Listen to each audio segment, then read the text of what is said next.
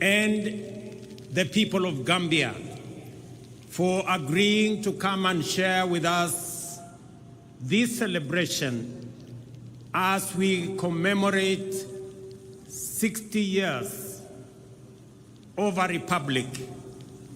Mr. President, before I make my statement, let me request you to speak to these great people because they want to hear from you. Mr. President. Tumkaribishe jameni na vigelegele.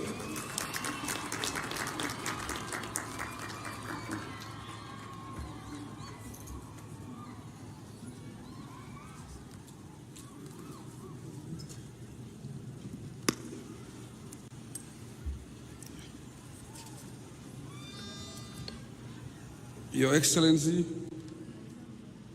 Dr. William Ruto, President of the Republic of Kenya, Your Excellency, the Deputy President, Honorable Speaker and members of Parliament, the Lord Chief Justice of Kenya, members of the Diplomatic and the Consular Corps, service chiefs and senior public officials, distinguished guests, ladies and gentlemen, brothers and sisters, I am profoundly excited to be in this blessed land as guests of honor, to join you in celebrating the historic 61st independent anniversary of the Republic of Kenya, nationally known as Jamhuri Day.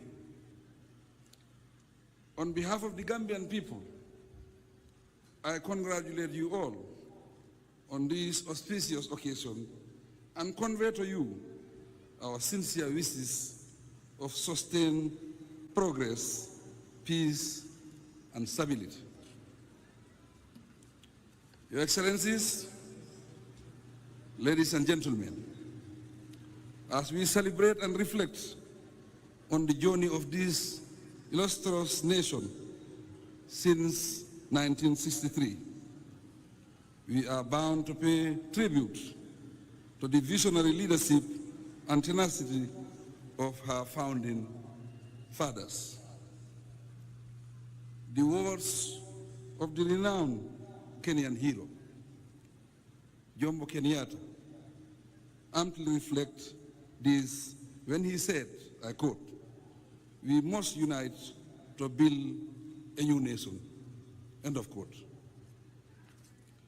This patriotic call to unity remains as relevant today as it was decades ago, not only for Kenya, but also for the entire African continent.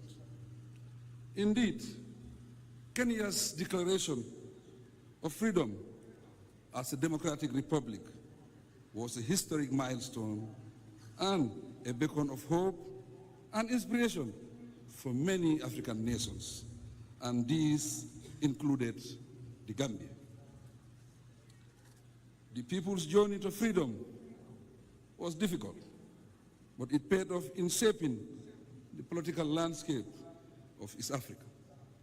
More significantly, it remarkably influenced liberation movements for self-determination across the continent. Since attaining political independence, the Republic of Kenya has continued to take giant steps on democratic governance, peace, and security in the region. Today, Kenya remains an important powerhouse and a key player on the continent's integration agenda. The lesson is that Africa has to be similarly determined to rise and shine as a towering global force. Your Excellencies, distinguished ladies and gentlemen, As Kenyans, your diplomatic journey has earned your nation a respected voice in matters affecting our continent and beyond. The strive you have made in addressing issues of climate change, trade, peace, security and development have set an acknowledged precedent for emulation. On economic collaboration and integration, the trade relations between Kenya and various African nations exemplified the spirit of Pan-Africanism we all cherish. Kenya's dedication to peacekeeping in Africa and other parts of the world, as demonstrated by your current peacekeeping mission in Haiti and the fight against terrorism, are a testament to the nation's commitment to peace and stability for a prosperous and integrated Africa. Your Excellency, distinguished guests, ladies and gentlemen, culturally, Kenya has contributed significantly to the African unity. The beautiful cultural diversity and traditions of Kenya have enriched African society, while fostering understanding and respect among various ethnic groups on the continent. All this corresponds with the aspirations of the founding fathers of Pan-Africanism in Africa. We must admit, however, that those aspirations are still unattained. The question then remains, what else must we do collectively so that future generations was like the heroic leaders of the past? Frankly, our challenge lies in finding a solution to the persistent paradox of underdevelopment within an enabling context of enormous resources and potential for rapid advancement. Mr. President and dear brother, the Republic of Kenya and the Gambia have much in common in terms of history, culture, and colonial experience. It is little wonder, therefore, that we are celebrating together the National Day of this great nation, the pride of Africa. Looking forward, there is ample scope for our two countries to explore and deepen our bilateral relations in the mutual interest of both countries. There is also much to learn from each other's experiences and mutually leverage and our respective strengths to our advantage. Specifically, numerous opportunities exist for broader collaboration that will result in shared growth, marked by advancement, for example, in innovation, technology, agriculture, and education. The Gambia is committed to good governance, which makes us open and able to collaborate and cooperate closely with the Republic of Kenya and other African countries. Your Excellency, President Ruto, distinguished ladies and gentlemen, the occasion offers us the opportunity to reaffirm our collective commitment to the ideals of Africa's Pan-Africanist founding fathers. Unity, solidarity, and cooperation. Together, let us work towards a better future, characterized by economic prosperity within our uniquely peaceful, stable, and socially diverse but harmonious communities. While the day allows for testaments on Kenya's glorious contribution to the geopolitical landscape of Africa, it also requires us to look into the future with stronger determination to reposition the continent better and work for global peace. The African context and its structures, resources, and people amid the urgent need for transformative action make this goal attainable. To suffice to inspire us further with these relations, being more constructive and productive will serve us best. If you remember that civil and legal ways of settling differences are much better alternatives than disunity and act of destruction. Once again, I heartily congratulate you on the 61st anniversary celebration of your well-deserved National Day. Be assured that you are not only observing a significant day in your history, but also honoring the enduring spirit of a nation that continues to inspire, uplift, and strengthen Africa. We encourage you to move on united. Long live Kenya-Gambia relations.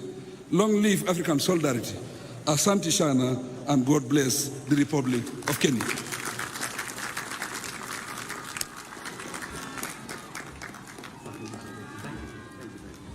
Thank you very much. Thank you. Thank you. Thank you. Asante sana Mheshimiwa Rais. Please let's take our seats. Ladies and gentlemen, allow me another moment so that we can celebrate a distinguished Kenyan in our midst, a Kenyan American, the first one to win a state assembly seat in Minnesota, the United States of America. In our midst, we have Hulda. Anyway, mpigeni makofi jameni. Huyu Mkenya ameenda Marekani na akashinda kiti ya ubunge kule. Asanteni sana. Your Excellencies, distinguished guests, ladies and gentlemen, it is an immense pride that I join you in celebrating the 61st anniversary of our nation's birth. At this pivotal moment, we reflect on the values of our sovereignty and celebrate the enduring legacy of those whose patriotic efforts took down the bastions of imperialism. Their sacrifice set our republic on the path of liberty, unity, peace, enterprise, and democracy. Today, we affirm, by reflecting on what we have accomplished since raising the flag of our nation, that by staying true to our national identity, we have remained consistent through seasons of abundance and scarcity.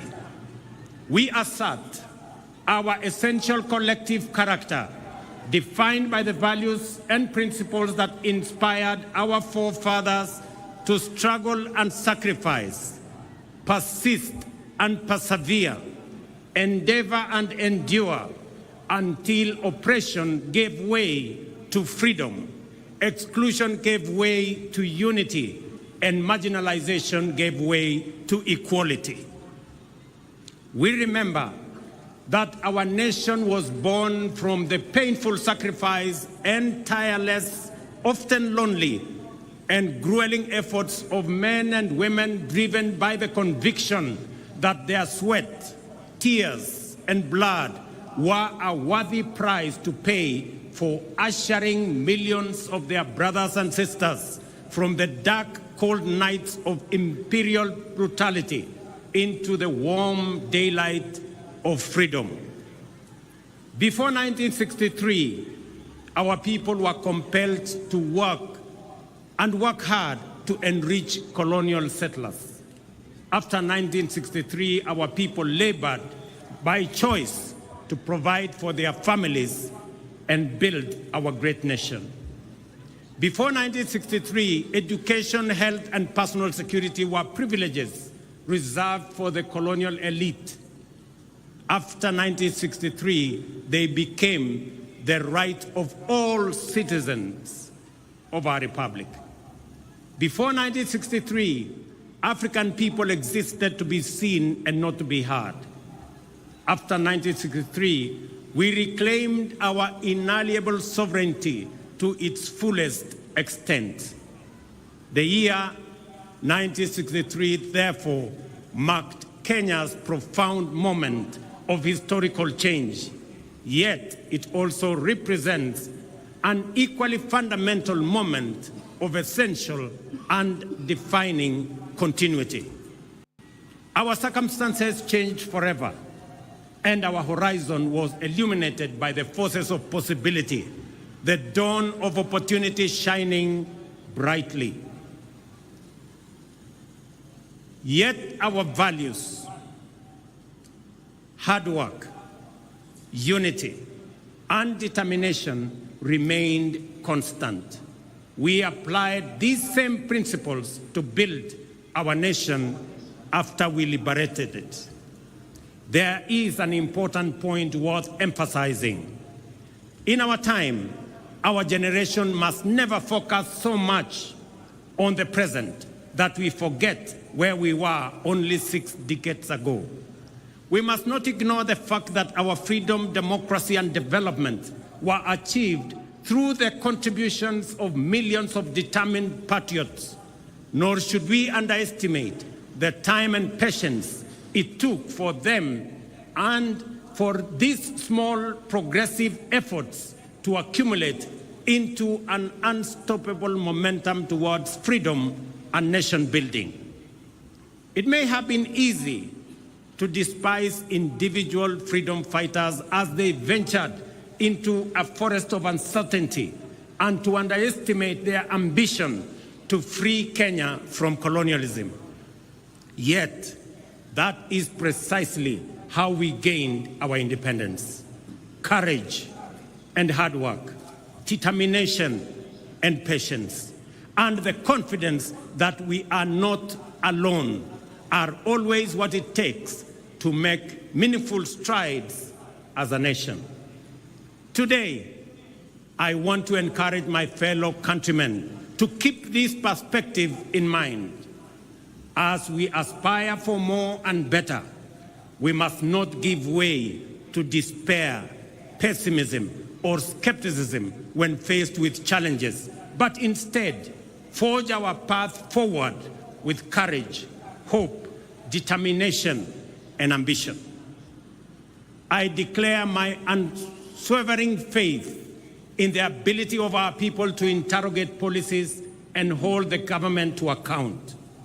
This is the essence of democratic freedom, a civic duty for citizens, a responsibility for leaders, and a necessary imperative for our success and progress.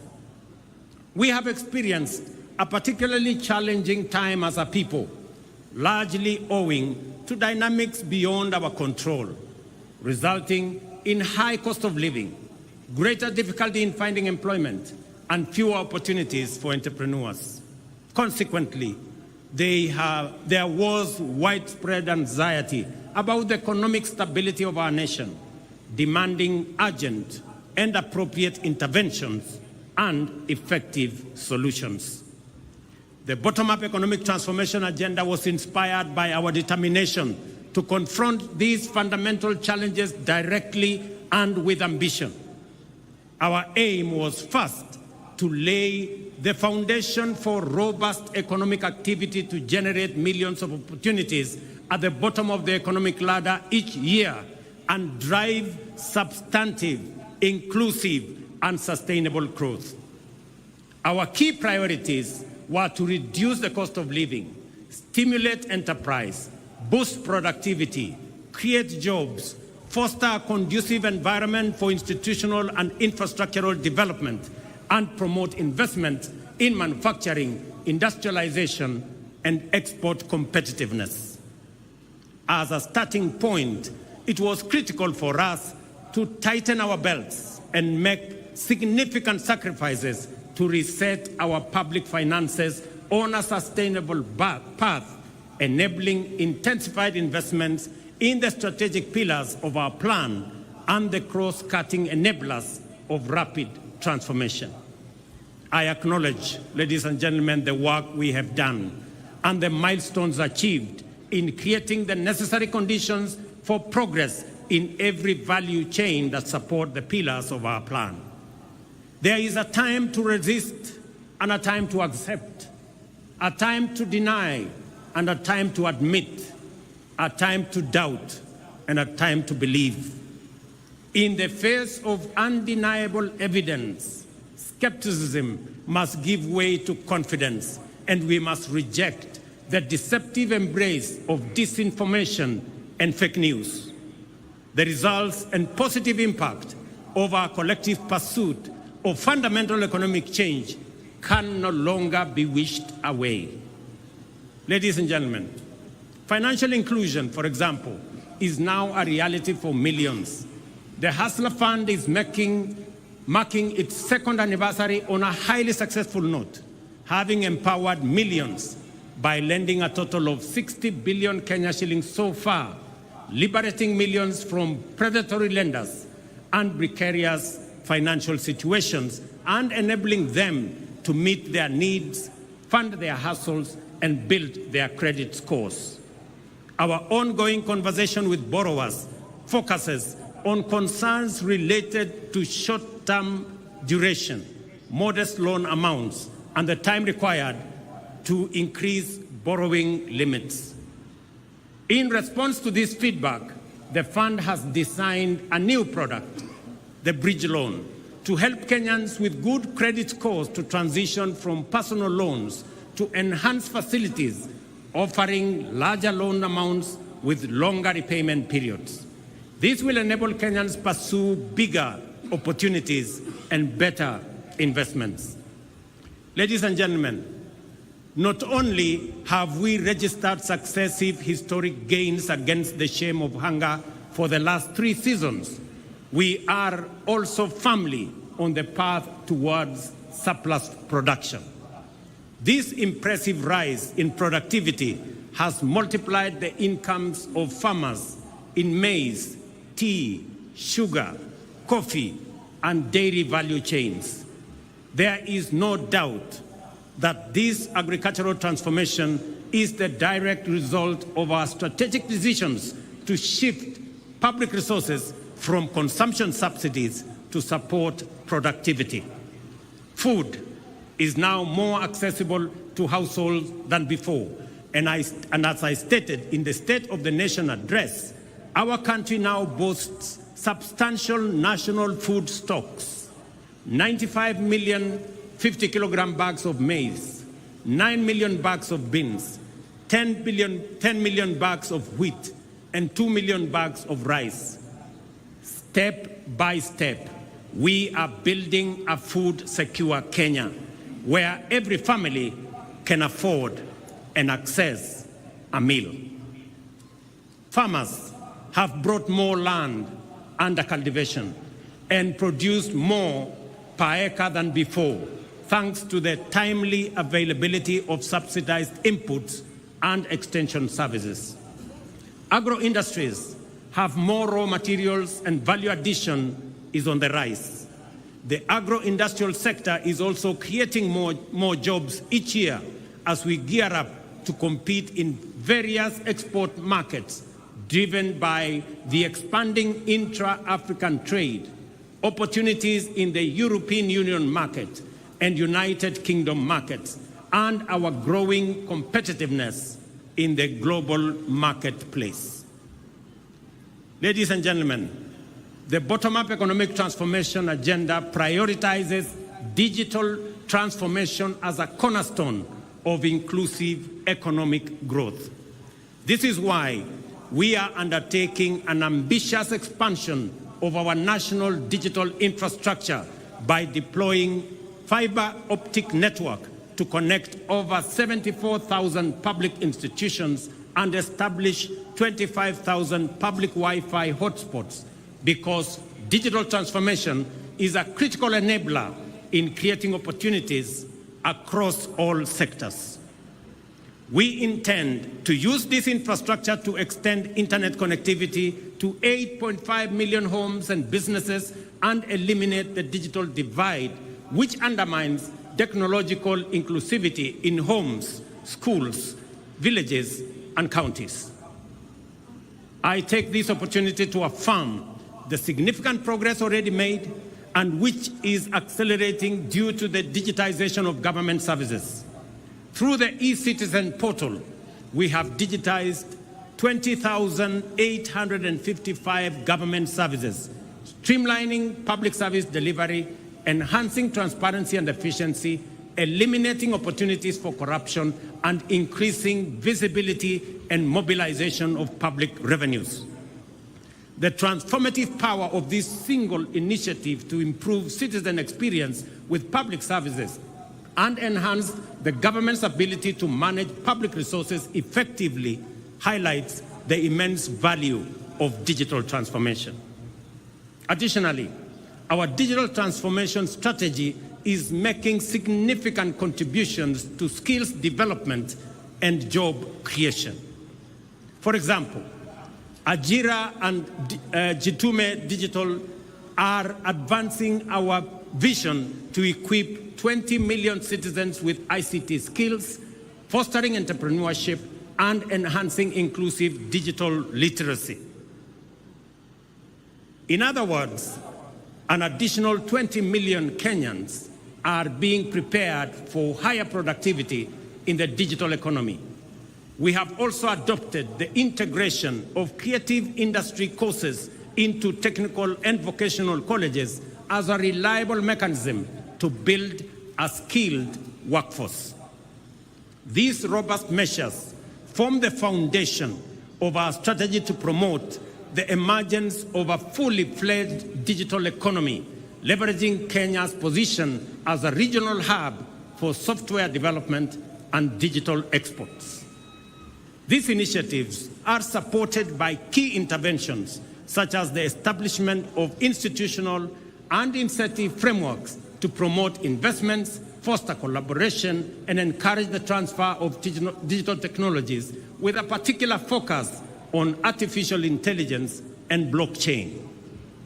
Through these efforts, we are empowering local digital innovators and tech entrepreneurs to drive economic diversification and resilience. Ladies and gentlemen, the discourse around universal healthcare remains lively, with concerns being raised about eligibility for coverage, the capability of health facilities to deliver services, and the alignment of contributions by individuals with benefits. Under Taifa Care, our inclusive, universal, efficient, and transparent healthcare service model, we are implementing a transition on an unprecedented scale. We have successfully transitioned 5.6 million citizens from the National Health Insurance Fund and registered an additional 11 million Kenyans under the Social Health Insurance Fund.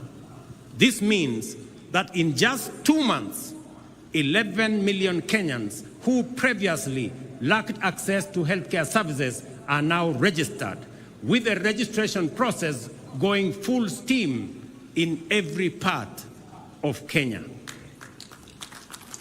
I commend Kirinyaga, Nyeri, Bomet, Embu, and Lamu, the 5 leading counties so far in Taifa Care registration.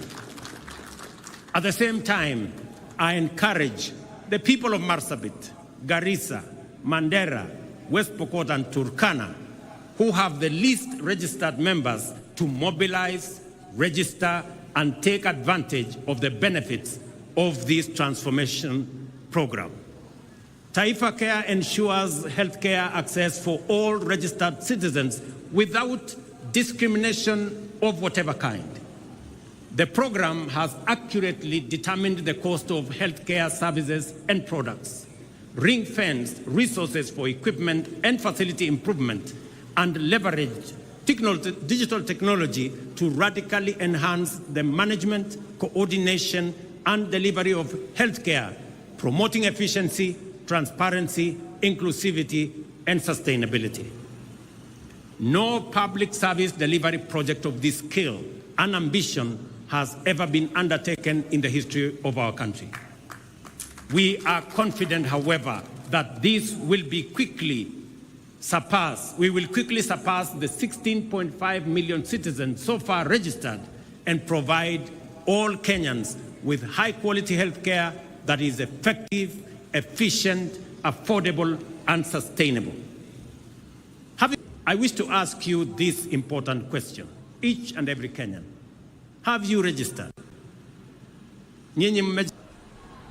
Those who find that many of the issues, concerns, fears, and questions are fully addressed to their satisfaction in the registration process. I therefore encourage every Kenyan to register and enjoy the fundamental constitutional right to health care that is being rolled out. Ladies and gentlemen, After 2.25 years, the decent, durable, dignified, and affordable houses we promised Kenyans are finally here. Since September this year, 1,200 affordable housing units have been completed. Additionally, the State Department of Housing has advertised 4,888 units available for sale to the public through the Boma Yangu platform as we talk. Our goal to increase the number of mortgages from 30,000 to 1 million has now shifted gear. Our delivery pipeline for affordable housing now has a total of 124,000 units at various stages of development across Kenya, while a total of 840,000 units planned projects over the next 4 years are projected to create a minimum of 1 million jobs. Ladies and gentlemen, despite the multiple challenges and crises we have had to grapple with, we have succeeded in keeping our commitments, taking steady steps towards our aspirations, and moving our nation closer to its destiny. Work is underway across the country, and the opportunities are opening up for many citizens, especially our young people. Over the past 2 years, the number of employment opportunities has increased with new jobs for teachers, agricultural sector workers, healthcare professionals, building and construction, seafarers, and outside Kenya under our labor mobility program. The affordable housing strategic pillar of our bottom-up economic transformation agenda has so far created 200,000 jobs and thousands of indirect opportunities across the building and construction value chain. The universal healthcare coverage pillar has engaged 107,000 community health promoters alongside other healthcare professionals employed to support our vision of a functional national healthcare system. In addition, jobs will be created in healthcare innovation, service delivery, and ICT support for digital health system that we have rolled out, unlocking opportunities nationwide.